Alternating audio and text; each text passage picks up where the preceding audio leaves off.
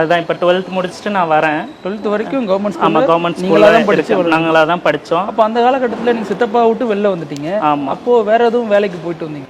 ஆமாம், ஆக்சுவலாக நான் 9th-லேருந்து 12th படிச்சிருக்க சொல்லையே 9th ஸ்டாண்டர்ட்லலாம் இந்த 9th-லேருந்து 12th வரைக்கும் லீவ் கிடைக்கும் இல்லையா, அந்த 2 month லீவு கவர்மெண்ட் ஹாலிடே மே லீவ் வந்து கிடைக்கும். முழாண்டு விடுப்புன்னு கிடைக்கும்.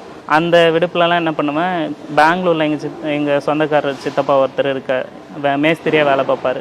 அவர் வந்து சரி நீ உன் செலவுக்கு ஆகும், நான் உனக்கு வேலை வந்து பார்த்து நான் இது பண்ணுறேன், நீ என் கூட இருந்துக்கோ, வந்து சும்மா என் கூட ஹெல்ப் பண்ணுறதுக்கு நான் ஒரு சம்பளம் மாதிரி வாங்கி தரேன்னு சொல்லிட்டு அவர் என்னை பெங்களூர் கூப்பிட்டு போய் கலவை கலக்கிற வேலைக்கு போனேன், சித்தாள் வேலைக்கு போயிட்டு அங்கே வந்து 150 ரூபாய் எனக்கு கூலி, பொம்பளால் கூலி தான் போட்டு கொடுத்தாங்க. ஃபஸ்ட்டு நான் போய் ஜாயின் பண்ணும்போது ஒரு மாதம் அங்கே வேலை பார்ப்பேன். அந்த ஒரு மாதம் முடித்து வரும்போது என் சாப்பாடு காசு போக மீதி 3000 ரூபாய் எனக்கு கொடுத்து அனுப்புவாங்க. அந்த ஒரு மாதத்துக்கு உண்டான சம்பளம், அந்த 3000 ரூபாய் சம்பளத்தில் தான் ஃபஸ்ட் டைம் இல்லையா, நான் அந்த வேலைலாம் பார்த்ததில்ல. ஃபஸ்ட் டைம் பார்க்கவும் காலெல்லாம் அப்படியே அந்த சிமெண்ட்டில் நின்று கால் ஓட்ட விழுந்திருக்கும்.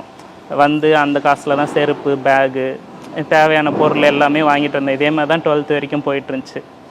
அதுக்கப்புறம் அக்கா வந்து டீச்சராக ஒரு ஸ்கூலில் 3000 ரூபாய் சம்பளத்துக்கு ஜாயின் பண்ண ஆரம்பித்தா நாங்கள் எங்கள் வீட்டுக்கு தனியாக வந்துவிட்டோம். ஸோ அங்கே இருந்தபோதும் எங்களோட ரேஷன் கடை வச்சு தான் சாப்பிட்டுட்டு இருந்தோம். இங்கே வந்து அதே ரேஷன் கடை வச்சு இடம் தான் வேறையே தவிர மற்ற எல்லாமே ஒன்று தான். ஸோ ஏதோ ஒரு வேலை இந்த மாதிரி கிடைக்கிற வேலைக்கு போயிட்டு அதை வச்சு சந்தைக்கு போய் செலவு வாங்கிங்க. ஒரு புத்தகம் வாங்குறதுலேருந்து, புத்தக பை வாங்குறதுலேருந்து ஒரு சித்தாள் வேலைக்கு போய் வாங்க வேண்டிய சூழ்நிலை. ஆமாம். ஒரு வேளை சாப்பாடுக்கு அவ்வளோ கஷ்டம். உங்கள் சக மாணவர்கள் இது எதையுமே பற்றி பொருட்படுத்தாமல் வேறு மாதிரி செலவு பண்ணுறாங்க. அதை பார்க்குறப்போ உங்களுக்கு என்ன தோணும் அந்த காலகட்டத்தில்? எல்லாருக்குமே ஆடம்பரமாக ஒரு சில விஷயங்கள் எல்லாம் ரொம்ப அத்தியாவசியமாக இருக்கும் இல்லையா, அந்த அத்தியாவசியத்தை மீறி அவங்களுக்கு ஆடம்பரமாக வேறு விஷயங்கள் தேவைப்பட்டுச்சு. எங்களுக்கு அந்த அத்தியாவசியமே பெரிய ஆடம்பரம் மாதிரி தெரிஞ்சிச்சு. அதுதான் முக்கியமான காரணம் எனக்கு தெரிஞ்சு. வழியா இந்த வார்த்தையை தாண்டி எப்படின்னு சொல்ல முடியும். ஆமாம், அத்தியாவசியமே எங்களுக்கு ஒரு பெரிய ஆடம்பரம் மாதிரி தான் தெரிஞ்சிச்சு. ஒரு அந்த ரேஷன் அரிசி அந்த இது கிடச்சிச்சு, சத்துணவு எனக்கு நான் போய் பிளேட் எடுத்து சாப்பாடு எனக்கு வந்துச்சு. கடைசி சாப்பாடு காலியாகிறதுக்கு முன்னாடி எனக்கு கிடச்சிச்சின்னா அதுவே நான் ஆடம்பரம், நான் பணக்காரன், எனக்கு சாப்பாடு கிடச்சிச்சு, எனக்கு உங்களுக்கு கிடைக்கலன்ற மாதிரி தான் எனக்கு இருக்கும்.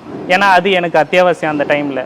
அதுவே எனக்கு பெரிய ஆடம்பரமாக தான் தெரிஞ்சிச்சு. அதனால் நான் மேக்ஸிமம் மற்றவங்க யாரும் பேசுகிறதையோ மற்றவங்க யாரோட செயல்பாட்டையோ வந்து நாங்கள் எதுவுமே கண்டுக்கல.